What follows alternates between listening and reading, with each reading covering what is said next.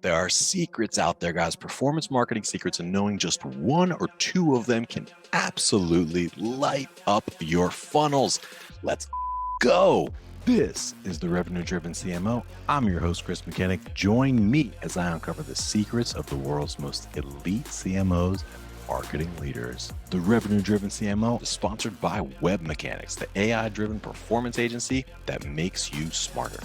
Hey, exclusive for listeners of this podcast, Web Mechanics will do 10 to 20 hours of work for you for free. Literally no sales calls, no BS. Just give them a problem and they will put a team to work for you for free for 10 to 20 hours, even if you're already a client. If you're struggling with demand gen, lead gen, SEO, SEM, Google ads, LinkedIn ads, conversion optimization, if you can't get Facebook or Meta ads to work for the life of you, or you can't figure out attribution, Web Mechanics will take a good hard look at whatever problem you give them, whatever programs you put in front of them, and they will give you an objective, informed opinion, plus some advice from 10 to 20 hours of senior level attention. So I would suggest take them up on this offer. It's ridiculous. Go to revenuedrivencmo.com/free, fill out the 2-minute form, and you will not regret it.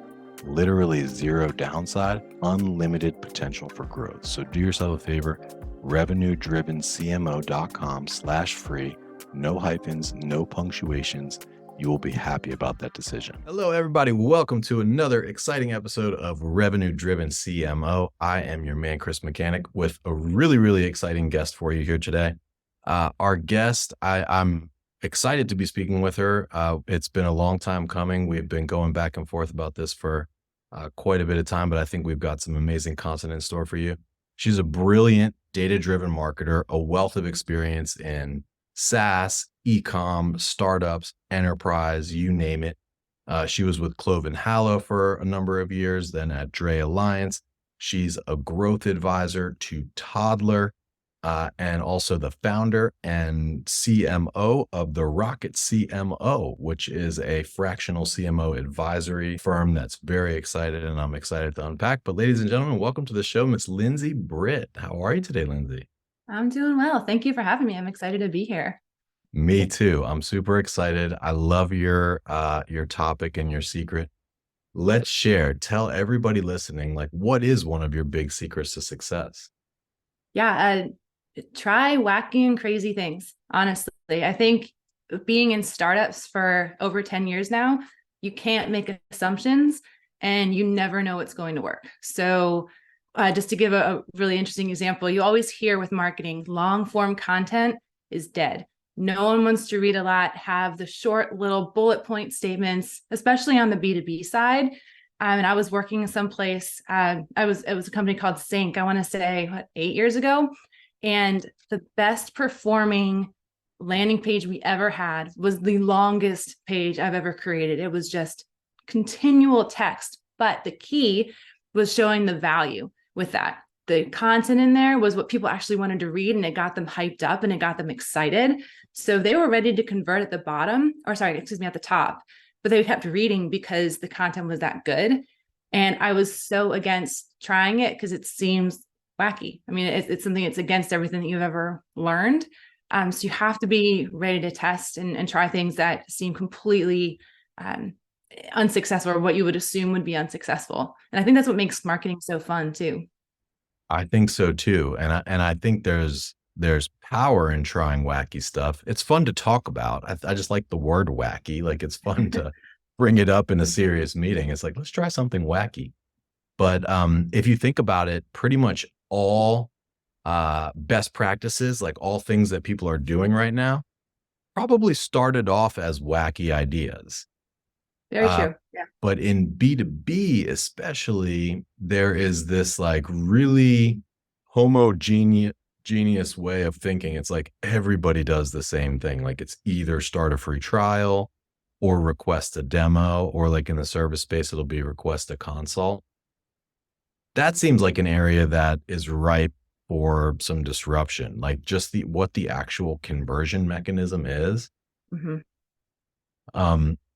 But I love trying wacky stuff. And I also love long form content. I'm a student of long form content. I love Ogilvy, so I reread his stuff periodically. But he was a big believer that like there's no such thing in content that's too long, because if somebody's interested, they'll read it. Absolutely. And the nice thing too about long form copy is that it's you can reuse it in so many different ways, whether you take small chunks of it and turn it into other formats. And from SEO perspective, for sure, that helps. But yeah, Yeah. it's easier to create now than ever with AI. As long Yeah. as you put in the persona data and the right prompts and you feed it the right information, it's so fast and easy to create it Yeah. that that kind of barrier to wanting to create a long form of content is basically gone if you're using it properly. Yeah. Totally. And especially if most of the traffic is mobile, like mobile traffic will scroll and scroll for a long time. Yeah, it's about how you Um, format it, right? So you can read just, even if they can read just the headlines, it can still be long, but you're still providing that value quickly and they'll want to come back to it. And it reminds me of going back to the conversion and the conversion methods. I mean, you can't gate content anymore. And for B2B marketers, especially, that's like, whoa, that is how I get my leads. How can I not gate content? But people want to read it. And so you can do simple things like have all of that long content on for your white paper for example, have the whole content of the white paper on a landing page or on your blog, but then people will actually still sign up to download it. So you're giving them all the same information, but they'll still sign up and they can convert that way just because they want to be able to reference it later. And I think we all do this. Like, oh, this is great. I want to read it later. How many times you actually read it later? Probably very few, but you still capture that email. And that's long form content. People want to read it. It actually legitimizes you a little bit to show that expertise. So yeah. that's another wacky thing, like not gating content it's scary when you haven't done that before. Yeah, absolutely. And I'm not sure where I sit on that pendulum of to gate or not to gate, because sometimes I do still like to gate content. Um, though it doesn't mean you can't use it in other places ungated. True. But I agree with you on the on like the like ungate and download it for later. We Mm-hmm. actually had a client who had just like a ton of really great blog content, and they were getting a lot of traffic to it, and we were unable to figure out like how to convert that traffic. Like we tried putting, calls to action for like, hey, like speak with an expert or whatever. It didn't really work. We tried like, hey, sign up for a newsletter, didn't really work. But the thing that finally worked was save this as a PDF. Yeah. So it was a save as a PDF feature. It just asked for first name and email. And then once the user went through, it would actually take like a printer friendly version of that page and package it into a PDF. But the client got thousands and thousands of emails. That's awesome. Yeah. It's great. It's just testing things for sure. Yeah. That's great. But that was kind of a wacky idea because people were like, why would anybody save this as a PDF? But the Yeah. client was in like a medical space. And so I think certain industries are like much more likely to either want to save things as a PDF or even print them. Yeah. I was Oh, true. surprised a lot of people still like to print stuff and read it. Yeah. Yeah, for sure. When I was working at Dray Alliance, a lot of it was still things that people are moving, for example, to just even digital business cards. But if you go to a conference within the transportation industry, they want physical things. They want physical handouts. So yeah, it really, like you said, depends on the industry for sure. Yeah. And I think that in terms of that conversion mechanism, there's so imagine that you're a SaaS, you have this awesome product, and your goal is to get people to do a demo of the product, right? Mhm. But of course, nobody really wants to sit for a demo. Like buyers like to do their research, online. So there have been uh thoughts of like, hey, let's do a pre-recorded demo, Yep. right? Mhm. And then you get, your product team, or you get your engineering team or whoever to do this pre-recorded demo.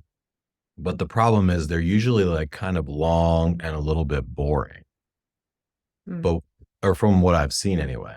But what if you took your idea of long form content and pair it with the idea of not like a full demo, not like an hour-long demo, but like a shorter sort of highlight version of a demo, and you come out with a video which is like, say, 5 to 15 minutes long, Yep, and it is absolutely. infused with like direct response style copy, but is also at times flashing to the user interface and showing like key features of the product. Yeah, that was right before I left Dray Alliance. Actually, that was something that the sales team and I were working on, having some sort of 5-minute demo that you could see on the website. And if people were intrigued and they got a better understanding of what we did, then they can request a demo. Then they're more interested. You're just moving them down the funnel with a different type of content. But yeah, people don't, when you sign up for a demo, you know someone's going to call you. You don't know how long it's going to be. You don't even know if you're interested yet. So if you can give them a little bit more earlier on, sales can be I've worked with some sales teams who may be reluctant to do something like that, but other sales teams aren't. They're actually excited by it. So it's just how it's positioned. But yeah, I absolutely think doing something like that is great because you're not replacing the full demo, but you're just moving them a little bit and giving the customer what they want. So Yeah. But I love your concept of trying wacky things as well as direct or like longer form copy. And and I think part of the reason that it works is because there's just so much noise, you know, like you have to cut through the noise in some way. Uh, and just simply being different or looking different, I think takes you a long way toward that outcome of just getting attention. yeah, absolutely. And I'm not affiliated with this brand at all, but I love what Liquid Death does. Have you paid attention to any of their ads? No, I'm not familiar. I like It's a the name is sparkling water company. It's sparkling water called Liquid Death, and they do some of the craziest, most um not quite offensive, but could be somewhat offensive ads and things like that. And it's they have such a strong following. They know their customer and they stand out. It's really fun to watch what they come out with. that's interesting. Yeah, I'll check that out. Yeah. I mean, just oh my goodness, their tagline is murder your thirst. Uh, Yeah. Like I said, it's a borderline offensive in some places, but it's working. wow, that is interesting. Yeah. Yeah, so they have, really taken that concept to a whole new level.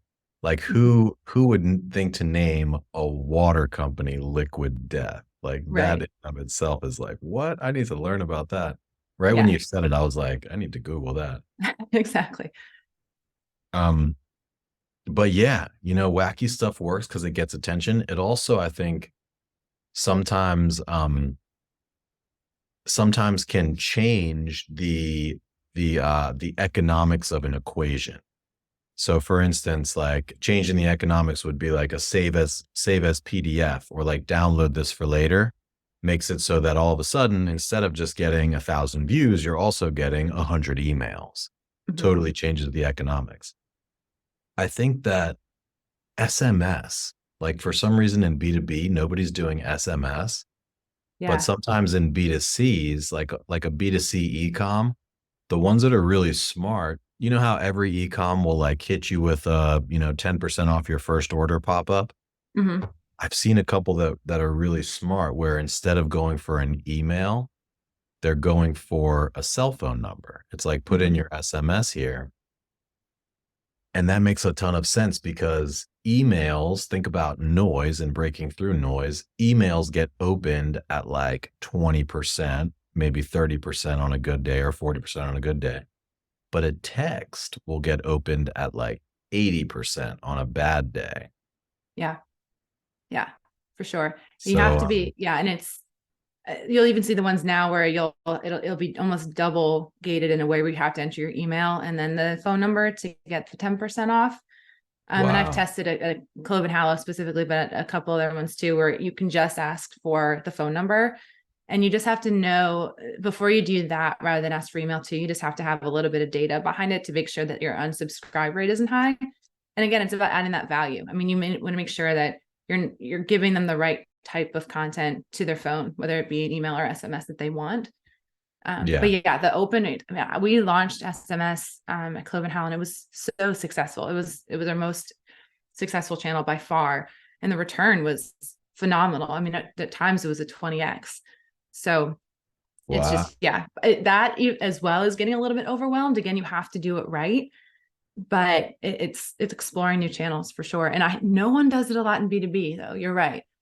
Nobody. Yeah. And I think part of that too is how many people actually give their cell phone numbers and mobile numbers on B2B when you're signing up as a lead versus an office number. It could also be like, what information can you get from the brands like Zoom Info and things like that, and how accurate it is. But yeah, not many people are trying B2B, or sorry, trying SMS on the B2B side. Do you know of any brands that are doing it? I know I haven't personally received any, but. No, I don't. But I bet you they will. I bet you they'll start. I'm surprised that they haven't.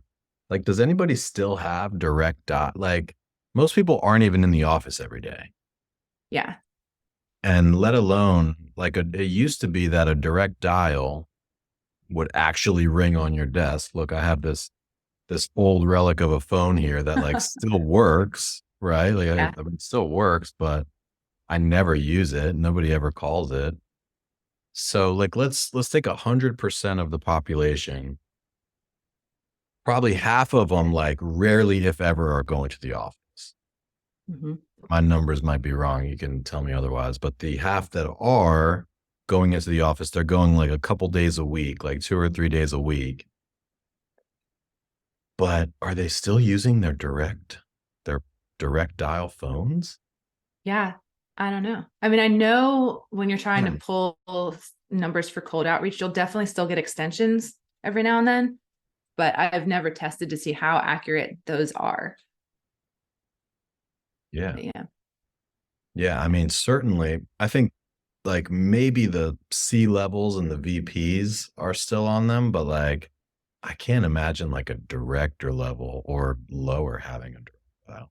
We used to have, like, everybody would have a phone in their office, like even the junior level people. Yeah. I love that secret. Try Wacky stuff. And it sounds like we're also both taking inspiration from like other industries and applying it to B2B, which I think is a way to come up with wacky ideas like that. Yeah, absolutely.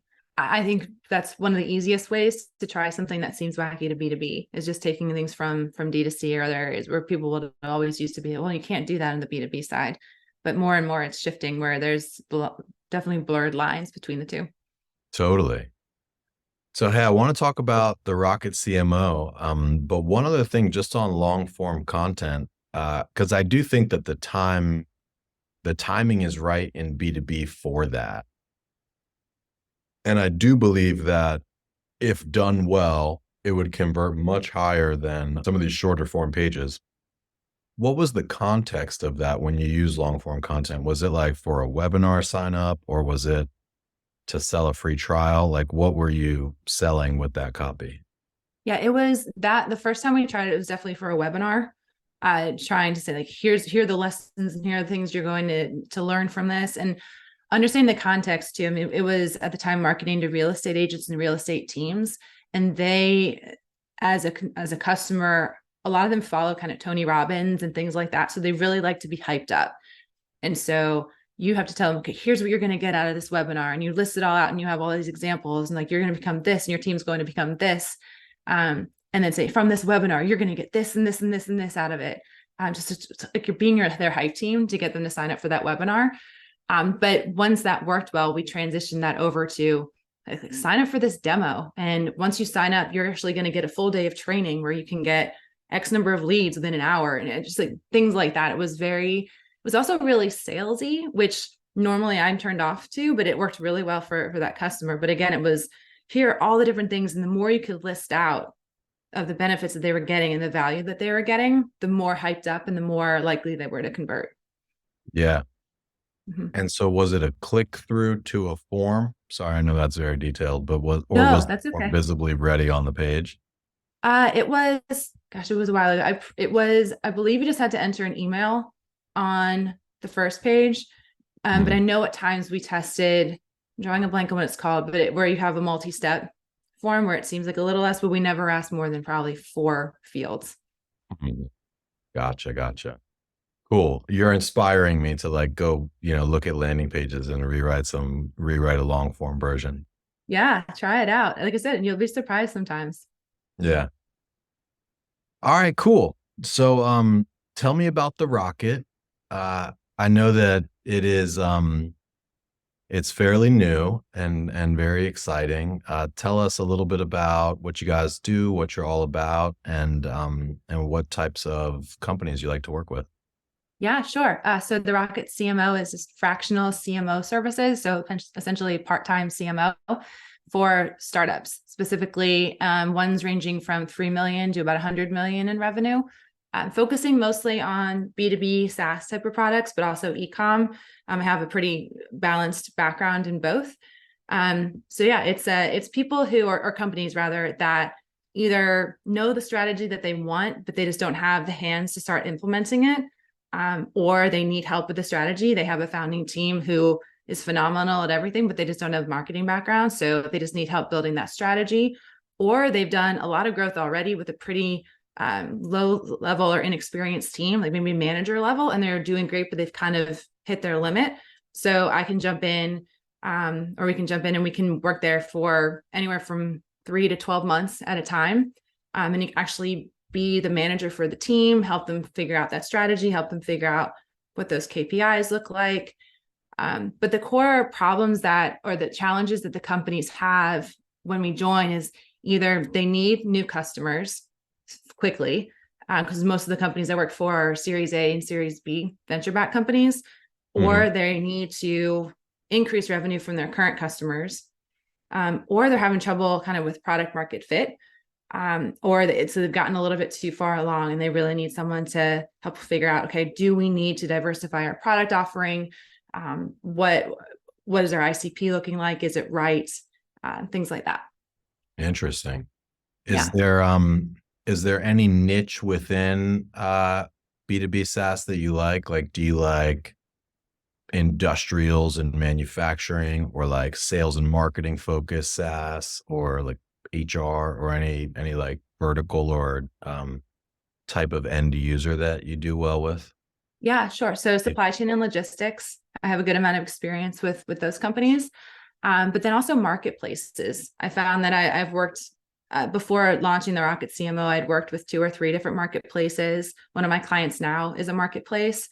So it's really fun to have that balance of B2B and then B2B2C as well as D2C. A lot of times they're kind of all 3 of those combined, and it keeps things interesting. But I have a good amount of experience there.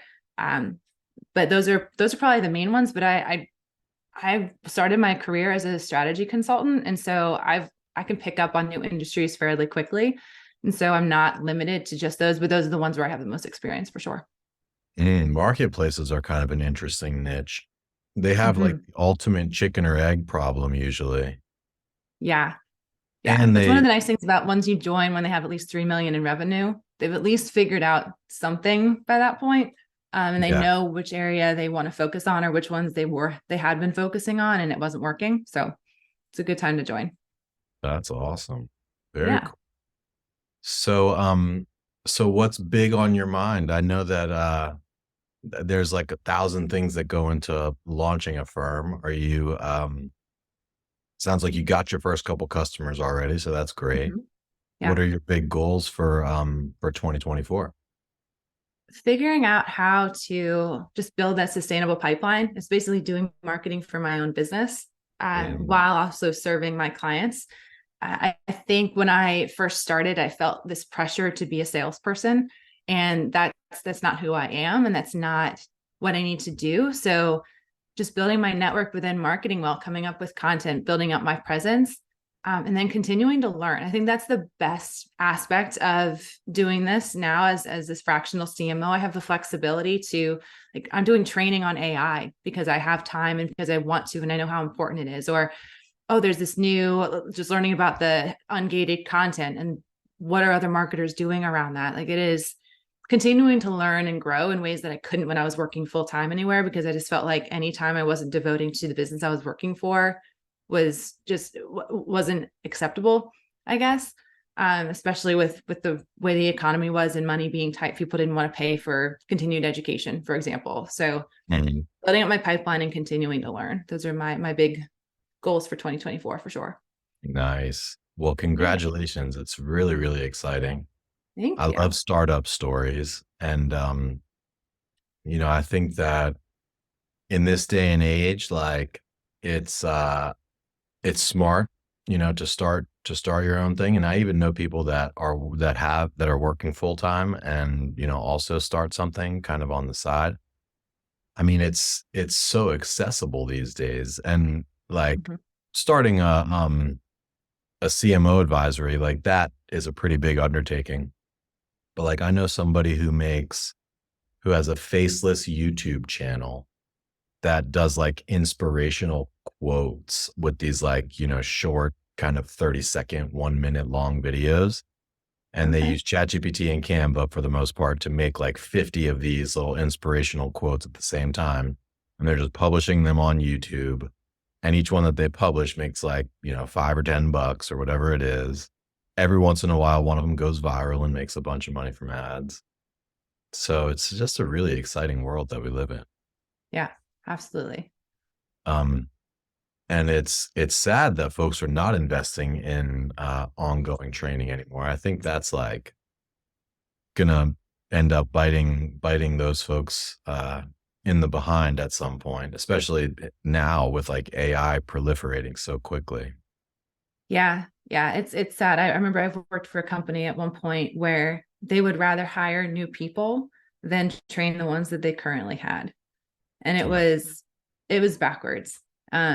And so that's one thing too. It's nice when I could always potentially go full-time again somewhere, but being fractional, I can work with the executive team ahead of time and we can suss each other out essentially and see if it's a good working relationship and if they value developing their people. And if I did work full-time somewhere, it would have to be someplace where I could continue to learn and grow and develop, because I'm adding more value and all the employees are adding more value to the company by doing that. So it's definitely 100%. definitely important. Yeah. It's funny. You mentioned like marketing for yourself and building pipeline. I find that to be one of the most challenging things to do. It's like, I feel like I'm a brilliant marketing consultant when it comes to other people's businesses, but like as soon as the topic becomes my own business, it's like I'm a deer in the headlights. Like I'm just like this helpless little infant again. Like it's crazy. It's just weird how it works. But I think that goes to the value of a third party perspective. Oh, absolutely. Yeah. I remember I had a meeting with someone just doing networking and building relationships with people. And he was like, so you have a CRM for your business, right? Talking about the Rocket CMO. And I think I was 2 or 3 weeks in and I was like, what, already?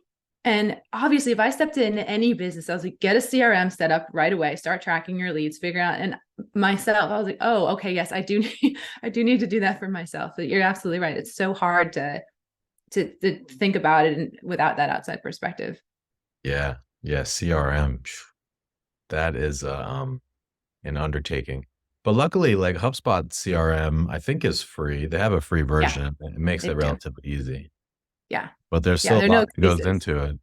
You got to integrate it with your site. You got to like build your custom fields. Yep. It's easily something you could spend like an entire day. Like you could evaporate an entire day, like just working on setting up your CRM. Yeah, for sure. Still have a lot more work to do. Yeah. But if you do it up front, it makes it so much easier long term. So sometimes you just have to suck it up and do it. Yeah. But I like the fractional CMO space. Are you looking to grow? Like, are you looking to attract other CMO level folks to like be advisors with you? Or are you kind of thinking more just like have a nice book of business yourself and keep it boutique? For right now, just keeping it boutique. However, I'm absolutely looking for kind of partners on different things.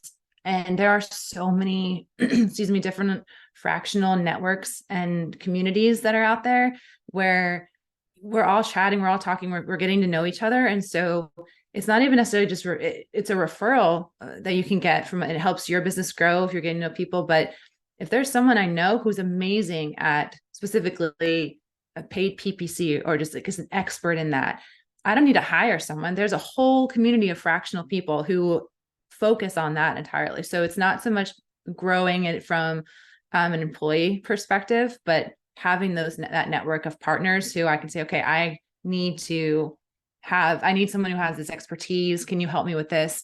And that brings more value to my clients too. Can I say I have this huge network of people who I can reach out to if we need to pivot and focus on something else that I may not be an expert in. So it's unnecessary in my mind to build out like an agency in any way or build out the advisory group. But having that network though is key to being able to really provide the value to clients. Yeah, that's a smart way to do it.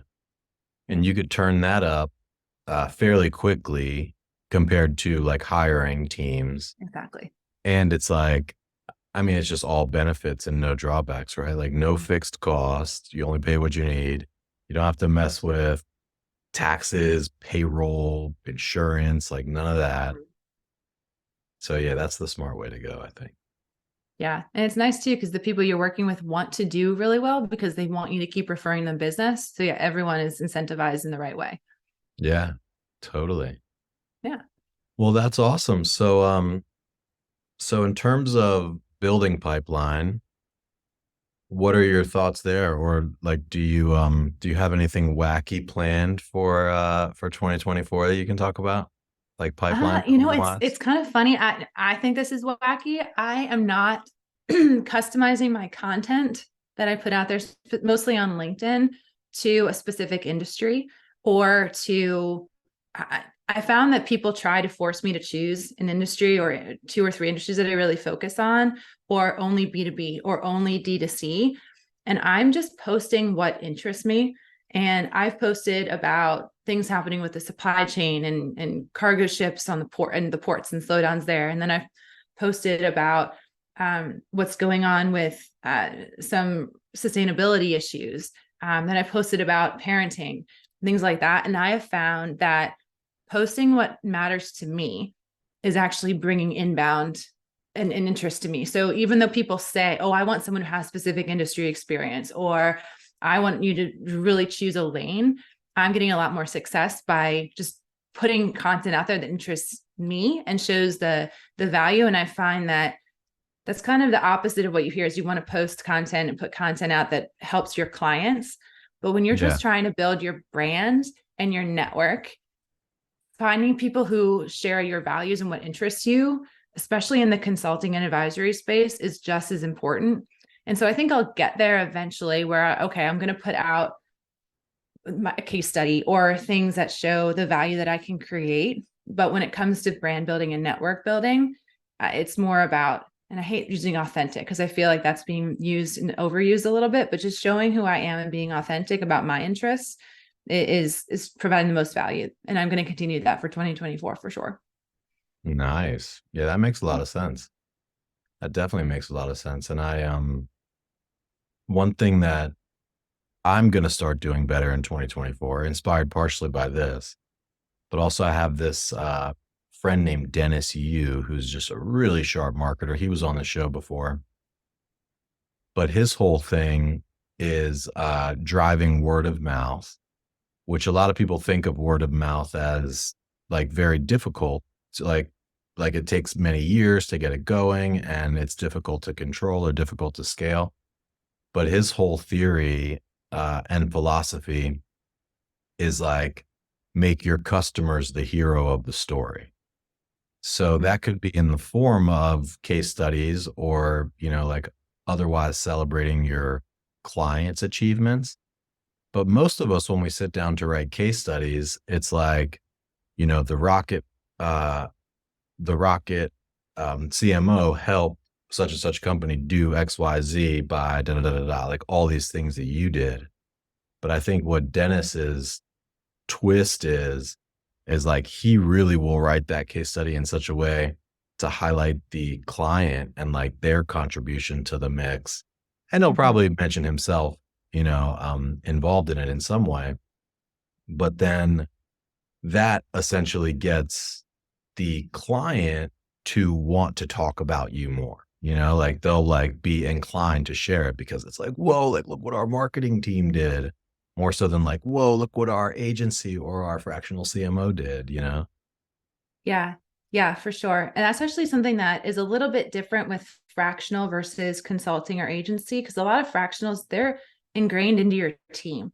And so I think it would be more common to be like, hey, this is what marketing team of this client did, because you really feel like you're part of the team and you're not just a consultant there for one project.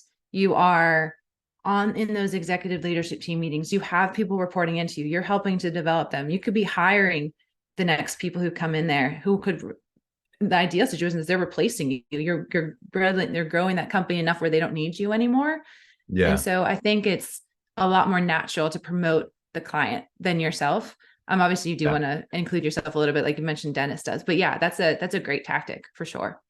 Yeah. It's like, make your customer the hero. And, I've known about that now for a while. I've attempted to do it here and there, but I think that's going to be my New Year's resolution, is to like tell more stories in general, but specifically making the customer the hero of that story. I think it's just a good habit to get into. Yeah.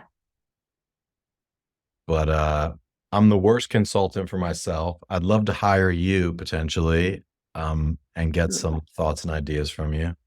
And I can give you some ideas for helping to grow pipe and build biz. But I'm excited for you. It's thank you. Yeah, it's really awesome. And really happy to hear that it's working already. I mean, you've only been at it a few months and you've already got clients. Like, that's more than I can say for ourselves. Took us probably like 6 months to get our, well, we had one client when we started, but the second one took like almost 6 months to get. Yeah. I was, it was right at I want to say the 4-month mark when the second one, the one that was actually paying. The other one is like, I'm doing more advisory work for them. So I was like, okay, all right, can I do this? So yeah, you hear when you start, 6 to 12 months is the norm. So I feel very fortunate that it was under 6 months to bring on that second one for sure. That's awesome. Well, congratulations. Good for you. You've inspired me here today, and I'm sure you've inspired everybody listening. So thank you very much for coming on. Thank you. This has been great. No, I've been having a great time. Yeah. And for everybody listening, if you learned anything here today or got inspired, drop us a like or a 5-star review anywhere you get your podcast. We really do appreciate that. Lindsay, for folks listening that want to learn more about you or the Rocket CMO, where would you direct them? TheRocketCMO.com is the website, and you can find all the details there. Love it. All right. Very cool, Lindsay. Well, thank you again. This has been awesome. And for everybody else, that was another exciting episode of the Revenue Driven CMO. And we'll see you next time. And that's a wrap. Thanks for joining us here today.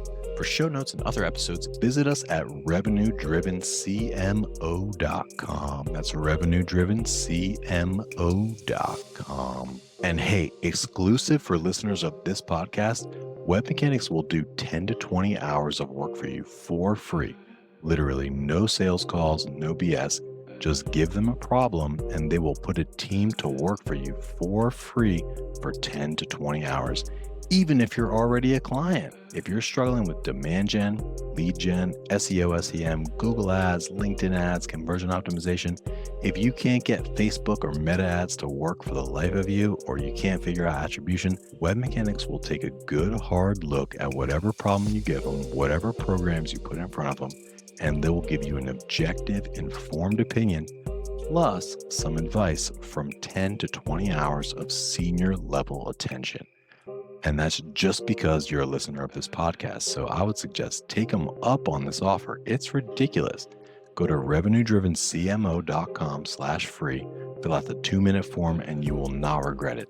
Literally zero downside, unlimited potential for growth. So do yourself a favor, revenuedrivencmo.com/free. No hyphens, no punctuations. You will be happy about that decision.